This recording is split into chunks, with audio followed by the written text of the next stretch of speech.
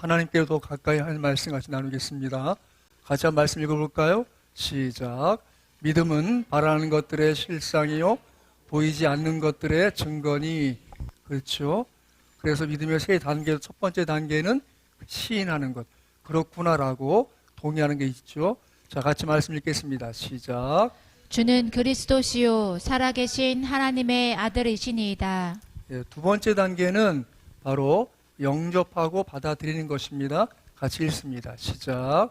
영접하는 자 곧 그 이름을 믿는 자들에게는 하나님의 자녀가 되는 권세를 주셨으니. 진리에 대한 동의가 있고 진리에 대해서 그렇게 그렇구나라고 인정할 수 있다면 그 진리를 받아들이는 것이죠.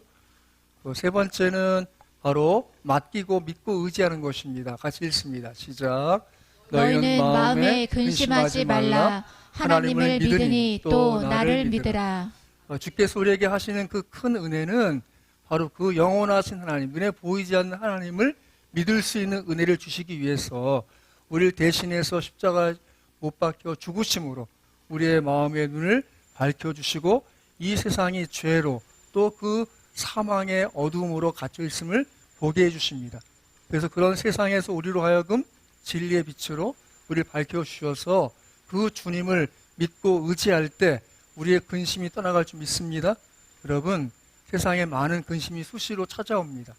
마치 파도가 치듯이 잔잔했다가도 또 별것 아닌 일과 말로 우리 심령이 흔들리고 파도가 치지만 그리스도 예수를 의지할 때 우리는 그 파도를 넘어서는 평안으로 하나님의 뜻을 이룰 수 있다고 저는 믿습니다.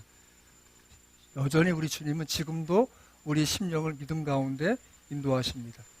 그래서 그 믿음을 갖고 있을 때 깨닫고 생각할 것은 우리가 시인하고 또 영접하고 맡기는 그 단계를 거치고 있구나를 생각하셔야 합니다. 어떤 사람 아직 시인도 안 된 사람이 있을 수 있어요. 그런 사람들을 도와주셔야 돼요. 또 다른 말씀으로 권면하고 필요하다면 책망해야 합니다. 또 영접하도록 그 진리의 말씀에 동의했다면 그 말씀과 함께 믿음의 길을 걸어가도록 도우셔야죠. 그리고 결국은 우리 역시 매 순간 믿고 맡기지 않으면 끊임없는 염려의 파도에 휩쓸린 존재인 나약함을 스스로 인정하시고 겸손하게 주신 바 믿음에 감사하며 살아야 될 줄 믿습니다. 같이 한번 읽어볼까요? 시작. 믿음이 없이는 하나님을 기쁘시게 하지 못하나니 하나님께 나아가는 자는 반드시 그가 계신 것과 또한 그가 자기를 찾는 자들에게 상 주시는 이심을 믿어야 할지니라. 아멘. 올 한 해 믿음으로 사셨습니까? 그렇다면 돌이켜보십시오. 하나님이 믿음 가운데 여러분에게 상 주시는 그 상은 무엇입니까? 가장 귀한 상은 주 예수 그리스도를 믿는 믿음의 상입니다. 그것은 크신 은혜입니다. 내가 지나간 시간 여러 사건과 상황과 사람에 휩쓸려 살았지만 그럼에도 불구하고 그것을 넘어서서 여전히 저 천성을 향하여 나를 이끌고자 하시는 그 예수님을 믿고 고백할 수 있다면 그것은 가장 귀한 상입니다. 그거에 더해서 때때로 우리가 휩쓸렸던 그 사건과 상황을 벗어나 하나님의 은혜 속에 그것을 해결해 주시고 인도해 주시는 그 은혜가 지난 한 해 동안 있었습니까? 예, 있었습니다. 제가 우리 교회 목회를 바라볼 때 지난 8월에 우리가 전주 꿈이 있는 교회 돕는 일이 우리 사역자 사역에서도 이것이 가능하겠느냐 그런 의심과 의혹이 있었습니다. 저는 그 앞에서 가능하다고 얘기를 했어야 되는 사람이었어요. 감사하게도 하나님의 은혜로 해결했고 하나님의 도우심으로 여러 사람들의 도움을 또 힘입어서 돌아보니까 너무 감사한 일이 되었습니다. 제가 어저께 운전하는데 갑자기 제 동기 형님 목사님 전화하셨어요. 아니 지난 여름에 보니까 그 어려운 일을 그 교회 식구들 다 이끌고 가서 하는 거 보니까 정말 고맙더라. 또 이렇게 안정제일교회 돕자고 얘기하고 있는 거 보니까 너무 고맙다고. 우리 교회도 이번 성탄 헌금으로 함께 힘을 모으겠다고 그런 연락을 주셨습니다. 여러분 계속 결심하십시오. 계속 결심하십시오. 믿음으로 살자. 하나님 믿음으로 살게 도와주옵소서 기도하십시오. 하나님이 우리 한계를 넘어서는 일들을 펼치고 이루어 나가심으로 그분이 여전히 믿음을 가진 사람 통해서 일하고 계심을 보여주시고 드러내 주실 줄 믿습니다. 바라기는 우리 새롭게 모든 성도들이 내 믿음 부족할 때 서로가 서로에게 믿음을 의지할 수 있길 바라요. 연약해서 기도할 수 없습니까? 그러면 기도 부탁하세요. 해결이 안 됩니까? 제발 나와 함께 기도해 달라고 부탁하세요. 최소한 저는 우리 새롭게 성도들이 기도해 달라고 할 때 같이 눈물로 기도할 수 있다고 저는 믿습니다.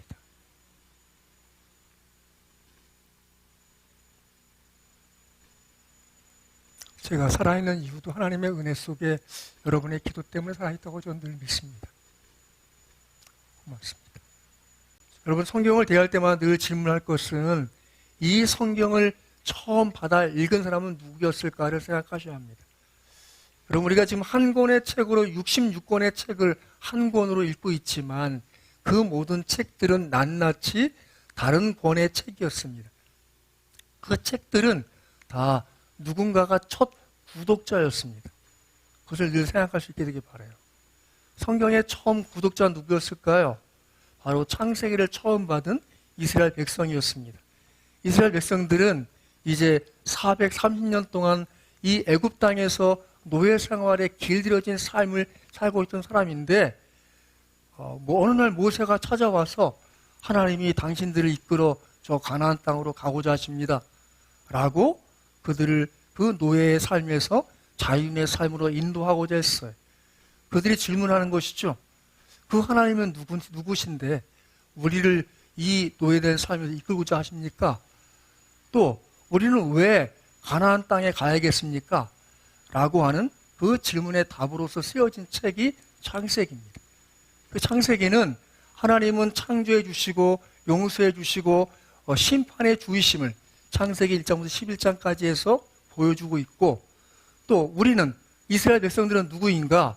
바로 아브라함과 이삭과 야곱과 요셉을 통하여서 제사장 나라를 세우고자 하시는 그 하나님이 언약 백성으로 삼으셨기 때문에 우리는 가나안 땅에 가야 된다는 그 가르침이 담긴 책이 바로 창세기입니다. 출애굽기는요, 그들로 하여금 제사장 나라 되고 제사장 백성 되는 그 일이 무엇인지 어떻게 이루어져 나가는지를 보여줍니다. 애굽을 탈출하게 되고요, 하나님의 언약을 받아들이게 되고요, 그리고 그들로 하여금 하나님의 임재의 제사장 나라의 상징인 성막을 완성하게 되기까지 이야기가 이 출애굽기에 담겨 있습니다. 오늘의 책 히브리서의 배경이 되는 책은 레위기입니다. 창출레, 성경의 세 번째 책 레위기는 하나님께 나아가기 위해서는 어떻게 나가야 되겠는가를 가르쳐 줍니다. 그것은 하나님께 나아갈 때는 제사가 필요합니다.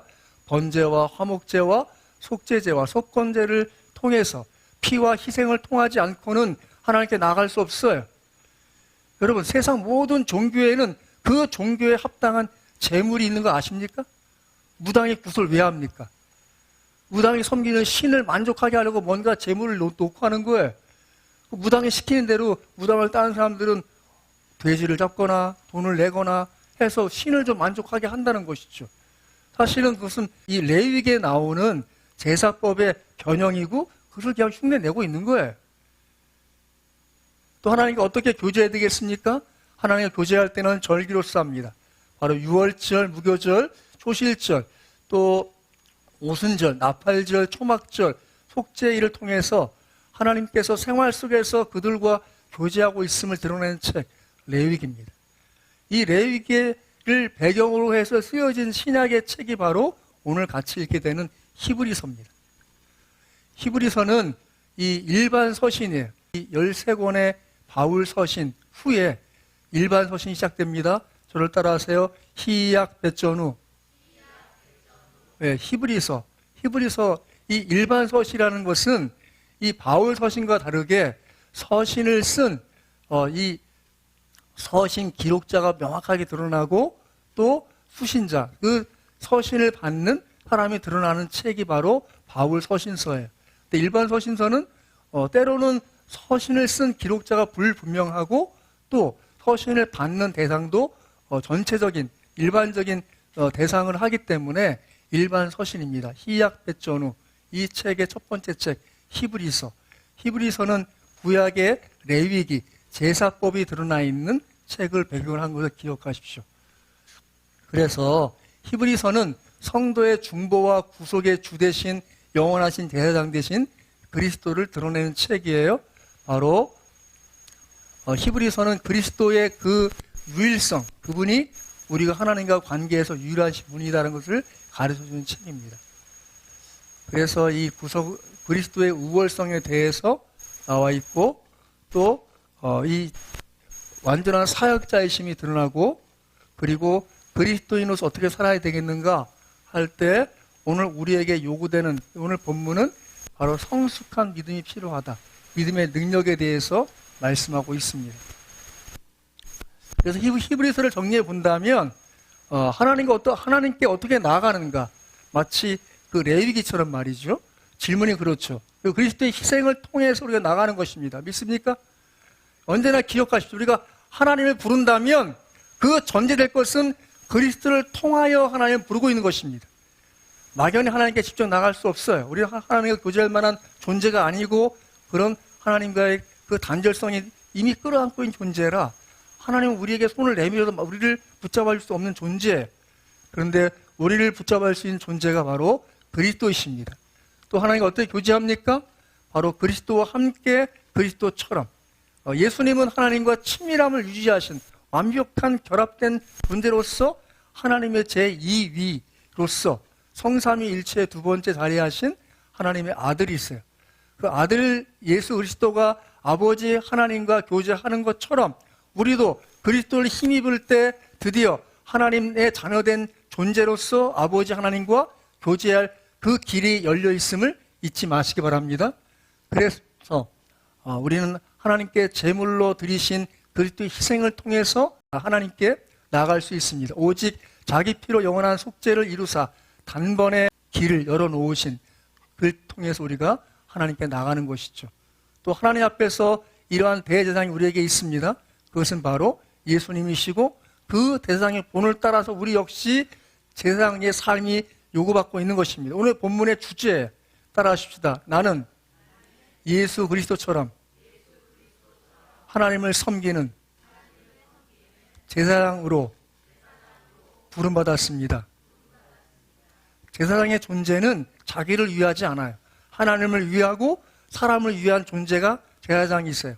그래서 예수님은 바로 그렇게 우리에게 영원한 살아있는 산 대제사장 되어주시고 그를 믿고 따르는 자들 역시 하나님을 믿고 따르는 그리스도처럼 하나님과 사람을 연결하는 존재로 이 땅을 사는 것인 줄 믿습니다. 늘 기억하십시오. 따라합시다. 나는 누군가를 하나님과 연결시키는 존재입니다. 믿습니까? 제사장은 자기를 위한 게 아니죠. 하나님을 위하고 자기를 통해 하나님께 나가는 자들을 위하는 존재예요. 그래서 같이 한번 읽겠습니다. 시작. 유대인과 헬라인들에게 하나님께 대한 회개와 우리 주 예수 그리스도께 대한 믿음을 증언한 것이라. 결국 우리가 주님께 나아갈 때는 우리의 죄의 방향에서의 돌이킴, 회개가 있는 것이고 또 그에 따라서 그리스도를 통하여 하나님 믿는 그리스도에 대한 믿음을 우리에게 주어진 그런 증언하는 존재가 된 것이죠. 같이 읽습니다. 시작. 우리에게 있는 대제사장은 우리의 연약함을 동정하지 못하시리가 아니요. 그러므로 우리는 긍휼하심을 받고 때를 따라 돕는 은혜를 얻기 위하여 은혜 보좌 앞에 담대히 나아갈 것이니라. 아멘. 매 순간 우리의 삶에 필요가 있을 때 무엇 해야겠습니까? 내가 지혜를 모아서 필요한 사람에게 도움을 요청해야겠습니까? 예, 그거 하십시오. 하지만 언젠가 그런 도움의 끈이 끊을 때가 있어요. 더 이상 도울 자가 없구나. 그럼 누가 도와야겠습니까? 하나님이 도와주실 수밖에 없는 존재가 우리예요. 마음의 평안과 담대함 어디서 옵니까? 예, 누군가 나를 돕기로 했다는 그것은 일시적인 평안을 줄 수 있고 일시적인 안위를 줄 수 있지만 종국적인 하나님이 나를 도와주신다는 그 믿음이 있을 때 우리는 놓여진 사건과 그 문제 앞에 굴복하지 않고 오히려 이 사건과 문제보다 크신 그 하나님을 통해서 얻어지는 평안으로 넘어서고 이겨설 수 있다고 저는 믿습니다. 가만히 보세요. 왜 근심됩니까? 왜 염려가 됩니까? 하나님은 작아 보이고 문제와 사건이 커 보이기 때문입니다. 믿음이 있으면요, 오늘 주제가 하나님께 더 가까이인데, 하나님께 가까이 가면 갈수록 그 문제는 작아지고 사건은 작아집니다. 그건 별거 아닌 거예요. 지나가는 거예요. 잠깐이에요. 영원하신 하나님 앞에 붙어 있다면 그것은 하나님이 해결해 주실 일이고 하나님이 능히 넘겨주실 일인 것을 믿으시기 바랍니다. 여전히 우리 생활 필요한 것은 하나님이십니다. 무엇을 구하겠습니까? 그러니까 여러분들이 신년 새벽 첫 주에 다 나오기 바라요. 학생들도, 대학생들도, 직장인들도. 올 한 해 돌아보면 매월 첫 주 새벽 기도하면 누가 나옵니까? 예, 집사님들이 의무감에서 나오고 기본 나오십니다. 왜 새벽에 안 나올까요? 문제가 별거 안에 다 자기가 해결할 수 있는 문제예요. 응? 적당히 다 풀 수 있어. 뭐 굳이 기도를 내 새벽을 깨워서 기도할 필요 없지. 뭐 미안하지만 간절하면 그 시간이 무슨 시간이든 하나님 앞으로 하나님께로 기회와 시간과 때를 얻어서 자기의 마음과 몸을 하나님께 내어놓을 수밖에 없는 존재가 우리예요. 난 여러분들이 신년 새벽 첫 주를 사모하는 마음으로 기도하면서 하나님 1년을 바라보면서 내가 새벽을 하나님께 드리겠다, 그런 마음이 있기를 간절히 바랍니다. 우리 대제사장을 믿는 것이 능력입니다. 믿음은 생각을 바꿉니다. 믿음이 사람을 새롭게 합니다. 믿음은 하나님을 기쁘시게 합니다. 그 믿음으로 주 앞에 나가고 그 믿음으로 주 앞에 나갔을 때 상 주시는 이심이 하나님이심을 경험하는 2024년으로 소망하시기를 주의 이름으로 축원합니다. 우리에게 대제사장이 있습니다. 같이 말씀 찾아보겠습니다. 히브리서 8장 1절입니다. 같이 읽습니다. 시작.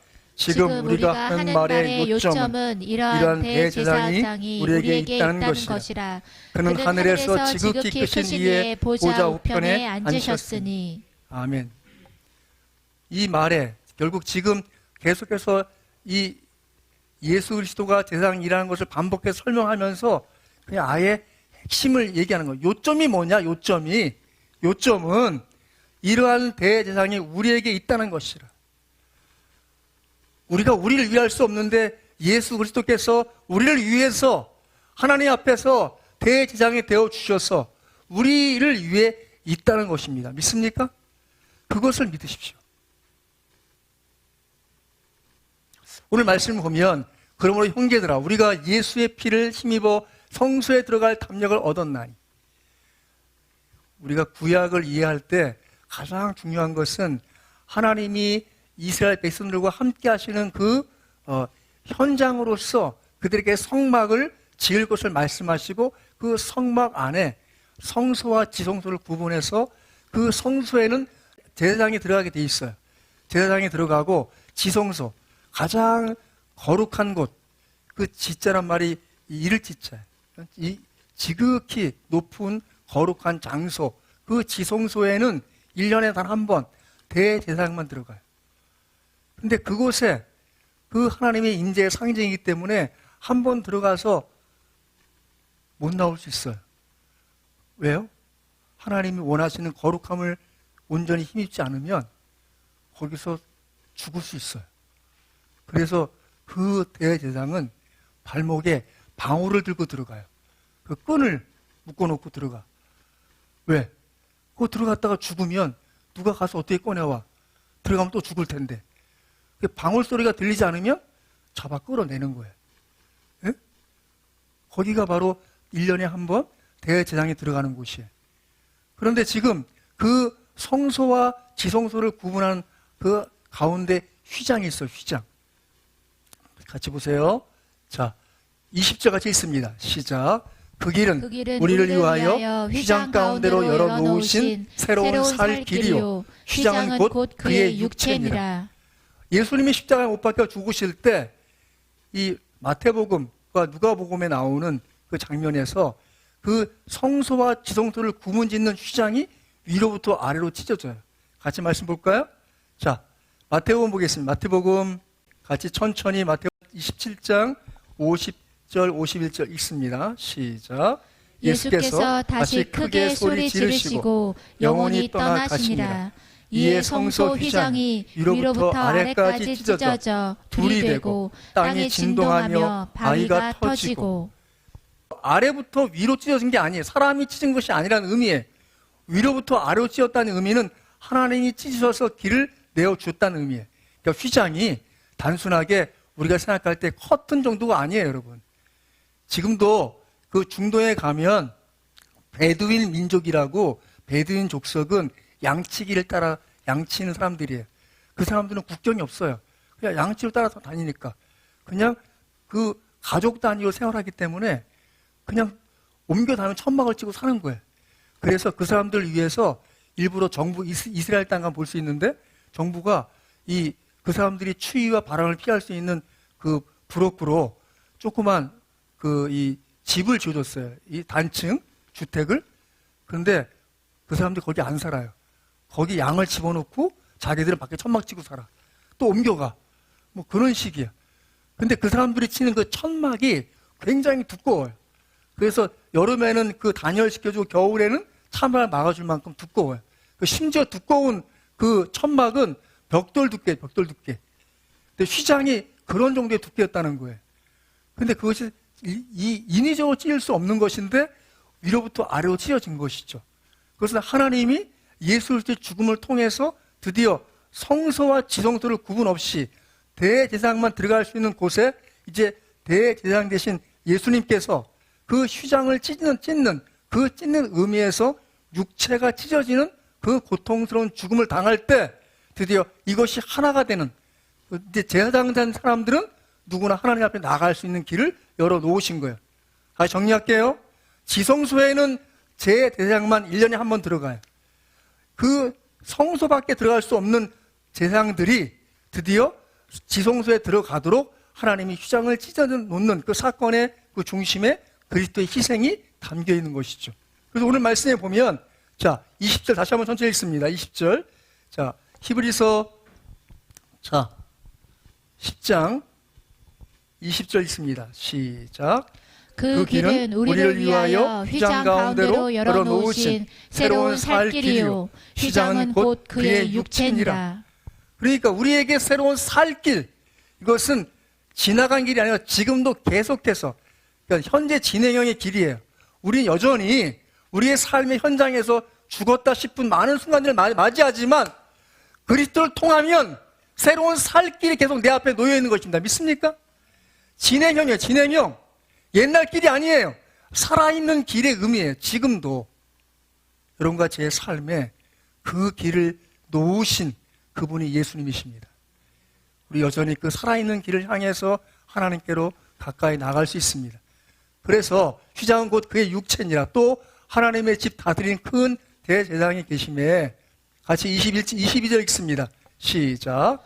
우리가 마음의 뿌림을 받아 악한 양심으로부터 벗어나고 몸은 맑은 물로 씻음을 받았으니 참 마음과 온전한 믿음으로 하나님께 나아가자. 악한 양심. 양심이 무엇입니까? 여러분, 우리가 이 세상에 흐르고 있는 공동선이라는 게 있어요. 공동선. 민족이나 나라나 세대나 그 지역을 넘어서서 다 공유하고 있는 선함이 있어요. 선함. 그 선함의 기준이 뭐예요? 법인가요? 아니죠. 저 아마존의 그 원주민이나 아프리카의 원주민이나 저 유럽의 문명인이나 이 아시아의 우리 같은 이 모든 사람들의 안에 양심이 있어요. 양심. 그 양심은 선이 무엇인 줄 알아요. 가장 기본적인 선은 무엇입니까? 예, 양선, 선을 베푸는 것이죠. 우리가 다 똑같은 인간 아닙니까? 우리가 지금 우크라이나의 전쟁이나 지금 이스라엘 땅의 전쟁을 보고 있으면서 저러면 안 되는데 싶은 일들을 보잖아요. 그건 누가 가르쳐 준 거예요? 아니에요. 우리가 교양을 통해서 쌓아놓은 것입니까? 아니죠. 법을 알든 혹은 지식이 있어서 학력이 높든 학력이 없든 우리 안에는 다 양심이 있어요. 선함에 대한 기본적인 방향이 있다고요. 그런데 그 선함에 대한 방향이 모든 인간은 마음이 썩어 있고 마음이 죄에 물들어 있기 때문에 다 자기 본위적이에요. 자기를 먼저 생각하죠. 타인을 먼저 생각하지 않습니다. 제가 병원 생활하면서 깨달은 게 있어요. 그것이 무엇인가 하면 제가 병원에서 입원하는데 저를 돌볼 사람이 없었어요. 우리 집사람이 이제 저를 3일 돌보고 내려가서 시험을 봐야 돼. 학교를 다니고 있었기 때문에. 나머지 그러니까 일주일을 나를 돌볼 사람이 없었어요. 제 동생한테 부탁을 했는데 동생이 전 3일밖에 못 도와줍니다, 형님. 동생이 3일 와 있다 가고 나머지 3일을 도와줘야 될 사람이 없어서 제가 어쩔 수 없이 제 동기회 모임에 있는 한 12명 되는 동기들 단체 그 문자를 보냈어요. 제가 3일 저를 도와줄 사람이 없습니다. 저를 좀 도와줄 만한 시간이 있으면 좀 연락 주세요. 라고 했어요.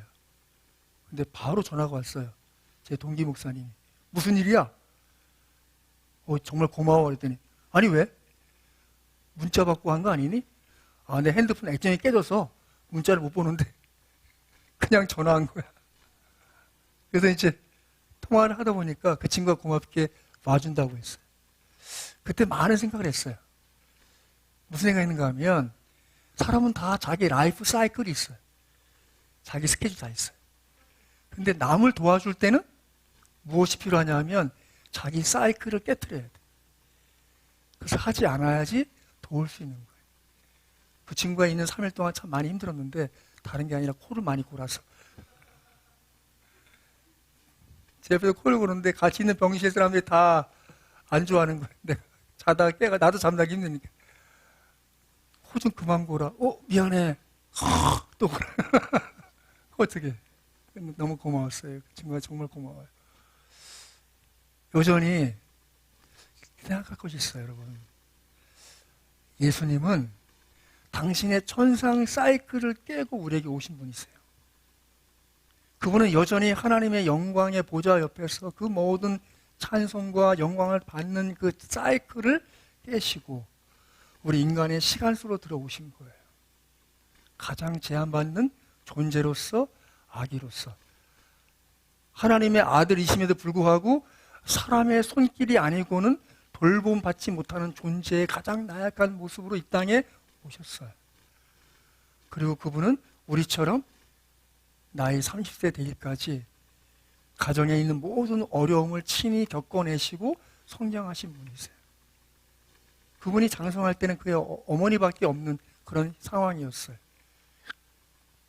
그런 동생들도 있고 그런 과정에서 그분은 천국 복음을 우리에게 증거하시고자 때가 찼고 하나님 나라에 가까웠으니 회개하고 복음을 믿으라는 복음을 선포를 시작하심으로 이 온 인류를 향하신 하나님의 사랑의 복음을 증거하신 줄 믿습니다. 여러분 안에 있는 그 선함을 따라서 희생을 각오하시고 여러분 스스로의 라이프 사이클을 깨트리시면서도 때때로 누군가를 돕는 일을 시작하십시오. 그것이야말로 하나님의 선을 따르는 것이. 그 반대되는 것은 무엇입니까? 바로 악한 양심, 악한 양심으로부터. 악한 양심 무엇입니까?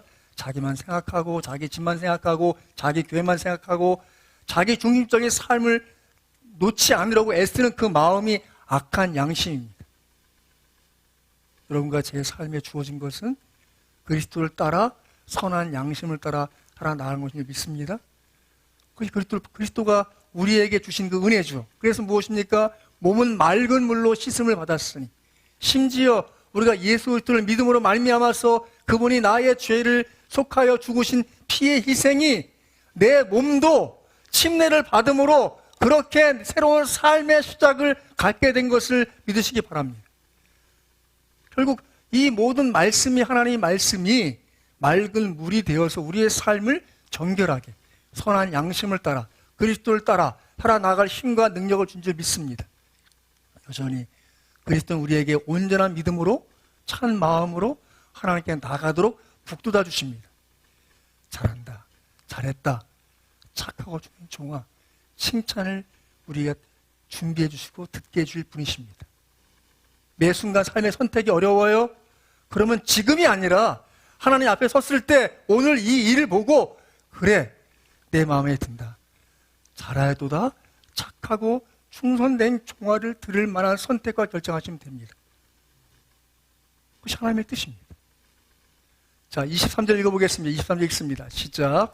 또 약속하신 이는 미쁘시니 우리가 믿는 도리의 소망을 움직이지 말며 굳게 잡고. 바로 약속하신 이 하나님 아버지께서는 미쁘십니다. 믿음직하다는 거예요. 믿음직하다. 세상 많은 사람들 우리를 100% 만족 줍니까? 아니죠. 믿음직할 때가 있고 때때로 의심스러울 때가 더 많지요. 목사님 저도 여러분을 때때로 실망시킬 수 있다고 저는 생각하고 되도록이면 실망시키기 쉽지 않아서 많이 애씁니다만 실망시켜드렸다면 용서하십시오. 오히려 그 기회가 하나님밖에 없구나라고 생각하세요. 하나님은 믿음직하신 분이십니다. 우리의 기대와 우리의 소망을 저버리지 않으십니다. 여러분이 드린 모든 기도의 내용들에 대해서 여러분 스스로도 기도한 것을 잊어버릴 수 있지만 하나님은 기억하십니다. 여러분이 마음속으로 또 때때로 부르짖어 기도한 것들 하나님 다 들으시고 아시고 때가 맞는 그때의 응답으로 드러낼 줄 믿습니다. 그렇기 때문에 우리가 믿는 도리, 믿는 도리의 소망, 우리가 믿는 도리는 무엇입니까? 짧게 얘기하면 복음입니다. 믿는 도리는 복음입니다. 복음은 무엇입니까? 따라하십시오. 나는 죄인입니다. 나는 죄와 사망으로 멸망에 처할 존재입니다. 그럼에도 불구하고 예수 그리스도께서 나를 위하여 죽으시고 부활하셨습니다. 나는 그것을 믿습니다. 이것이 믿는 도리예요. 무엇입니까? 나는 죄인입니다.